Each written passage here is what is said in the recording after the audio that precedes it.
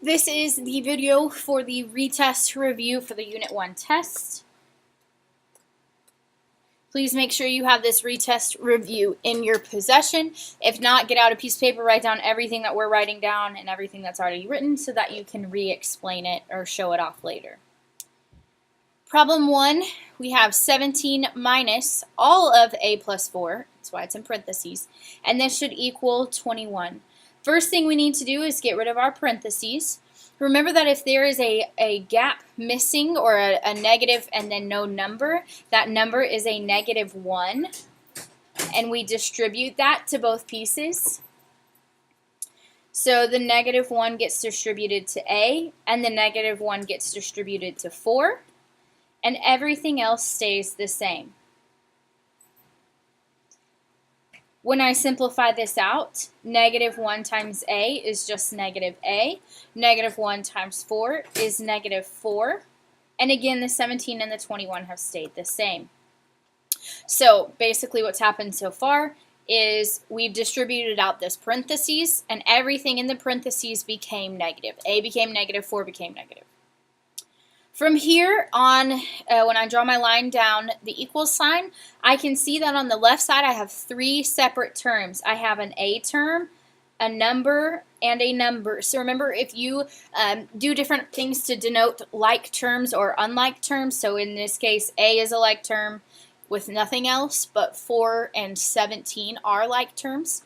So if we combine them, I have 1 underlined for a -A, but then 17 and then -4 in circles. I take those circles and I combine them. I do exactly what they show. So on my paper, I have 17 minus 4.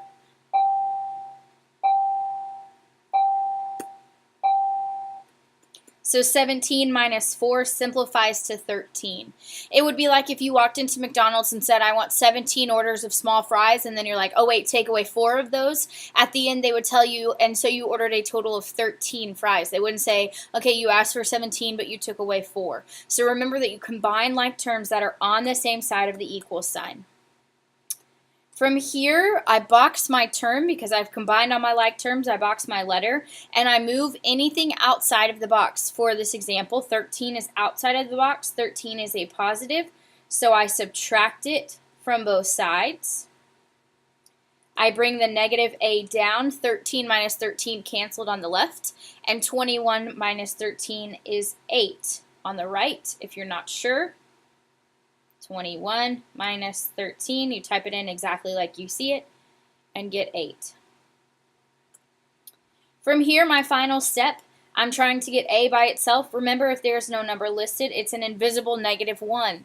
So this is -1A. They are attached through multiplication. In order to undo multiplication, we divide. Whatever I do to one side, I have to do to the other. On the left side, -1 divided by -1 cancels, and we just have A. On the right side, 8 divided by -1 is a -8. If I wanted to check to make sure I did it correctly, 17 minus, instead of A, I plug in -8.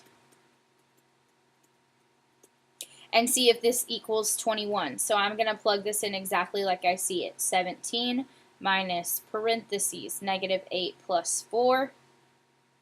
And that does equal 21.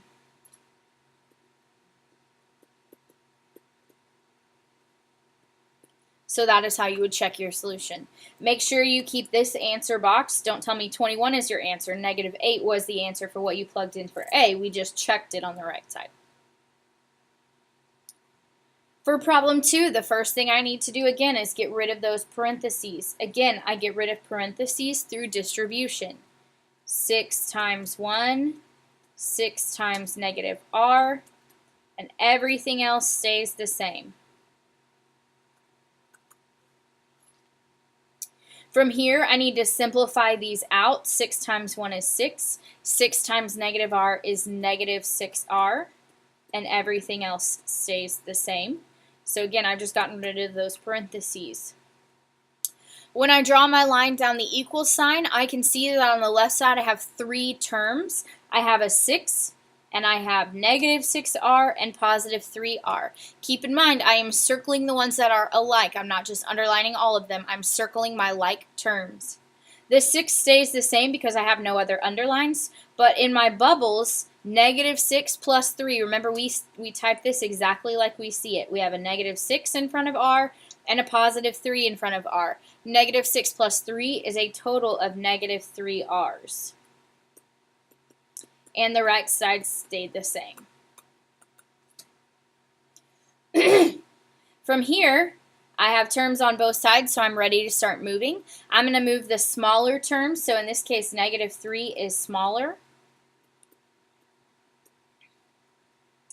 The negative 3r plus 3r cancels on the left side, and I'm left with 6. On the right side, negative 2 plus 3 is a positive 1. Remember, if you're not sure, type that exactly into your calculator. Negative 2 plus 3.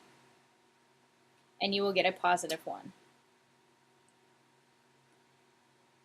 From here, I box my term. I move the 2 by doing the opposite, which in this case is subtraction. 6 minus 2 is 4, and I have r by itself, and so you can put r equals 4 or 1r equals 4 if the one thing is kind of tripping you up. In order to check, I plug in 4 for r, so I'm plugging in 4 here and 4 here, and then I will do the right side in a different color and see if these equal the same thing. So 6 times 1 minus 4 plus 3 times 4 is negative 6. And then the right side, negative 2 times 4 plus 2 is negative 6. Because the left side and the right sides are equal, I'm good to go. So my answer is r equals 4. So remember, in order to go back and check, you plug in 4 everywhere you see an r. On the first problem, we just plugged it into one side and see if it matched the right side. In this case, we have r's on both sides, so we have to plug them into both sides to see if both sides match. Problem 3 asks us to write an equation but not solve. A moving company charges $1,800 plus $20 per hour. Another moving company charges $1,720 plus $25 per hour. How long is the job that is the same no matter which moving company is used? The words "the same" right here indicate to us that we are going to take the moving company 1 and set it equal to moving company 2. So the words "same" tell us we need an equal sign here. Now moving company 1, we know this information. It's $1,800 plus 20 per hour. There is nowhere in this problem that it gives us a specific time. It actually asks us how long is the job, meaning we don't know the hours. So please make sure here it's $20 per unknown hour. And that's okay. You should have variables. You should have letters in these equations. The second moving company has been underlined in green, 1,720 plus 25 per hour. So make sure you leave those letters in your problem. Part 4 asks us to solve. What we need to do is butterfly this out. So 4 times 7. And that should equal the butterfly of the other side. Now be very, very careful here. Negative 2 times all of b minus 3. Remember, when we have fractions on both sides that are set equal, when we do the butterfly method, we use parentheses to make sure that we cancel out what needs to cancel, or I'm sorry, to make sure we multiply what needs to be multiplied. We are taking all of the top and multiplying it by all of the bottom here, and then all of the top times all of the bottom here. On the left side, 4 times 7 is 28. On the right side, I have to distribute negative 2 times b and negative 2 times negative 3. When I work that out, negative 2 times b is negative 2b. Negative 2 times negative 3 is a positive 6. From here, I box my term and I move 6. 6 is positive, so I need to subtract it. So 22 equals negative 2b. And my last step is to divide by that negative 2. Make sure you don't lose your negative in there. So negative 11 equals b.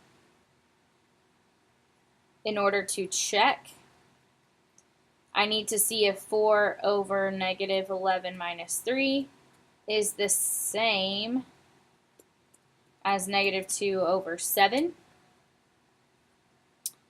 So I'm going to type these in separately. 4 divided by all of the bottom gives me that decimal. Negative 2 divided by 7 gives me that decimal. So the left side is negative 0.2857, blah, blah, blah. The right side is negative 0.2857, blah, blah, blah. So these are equal, so b would equal negative 11. Problem 5, write the inequality that has a solution represented by the graph below. Well, this one starts at 0. Remember, we always put our letter on the left side. The letter on the left is the correct side. The right side is the wrong side. From here, we can see that everything is greater than 0. Greater than would go this way, and because the bubble is filled in, we would put a line under the inequality. Remember, if they take the time to do the line to fill in the bubble, we have to take the time to do the line. Or another way you can think of it, they used extra ink to fill this bubble in, so I have to use extra ink under my inequality sign. Problem 5, they want us to write and solve. The length of a rectangle is 5 less than 3 times the width. If the perimeter is 86, find the width. So remember, in a normal rectangle, we have length, length, width, width. In this problem, they tell us specifically that the length, length means equals. 5 less than is a turnaround word, so 5 is going to go at the back of the less than minus sign. 3 times the width is going to come in front. So remember, on our picture, instead of writing the letter L, we're going to write 3W minus 5. Now, they don't tell me anything about the width, so I'm just going to leave those W's there because I don't know what it is, and I don't have anything to replace it with, so I leave them as W. To find the perimeter of anything ever, we add up all the sides. So if you need to see it all written out, 3W minus 5 plus W plus 3W minus 5 plus W. So all my sides added together equals 86. I'm going to change this just so we don't think it's a T. The simplified version of this, I have 3 W's plus another W plus 3 W's plus another W. So this is, I went into Whataburger and said, can I have 3 Whataburgers and another Whataburger and 3 Whataburgers and another Whataburger? And they would say, okay, so you wanted a total of 8 Whataburgers. And then I combine my other like terms, negative 5 minus 5. Remember, if you're not sure, type this in exactly like you see it. Negative 5 minus 5 is negative 10. And all of this equals 86. From here, I box my term. I add 10 to both sides. So 8W equals 96. Divide both sides by 8, and W equals 12. Let's double check that. Yeah. Now let's reread what the problem wanted. They ask us to find the width. Oh, cool, so we're done. Well, centimeters, but 12 centimeters. So when they ask you to find the width, that's all I needed to do. If they asked for the length, which they didn't, but if they did, I would take 12 and plug that in and simplify this out for the length.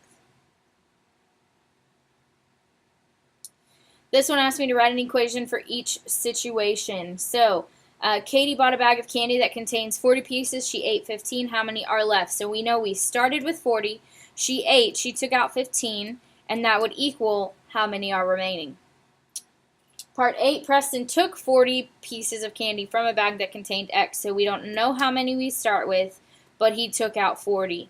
There were 15 left, so this is going to equal 14. He had some amount to start with. He took out 40, and there's 15 left.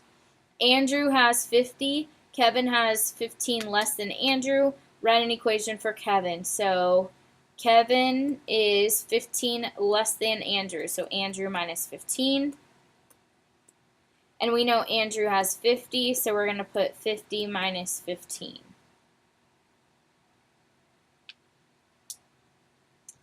And then problem 10, 45% of a number is the same less than 4 times the number.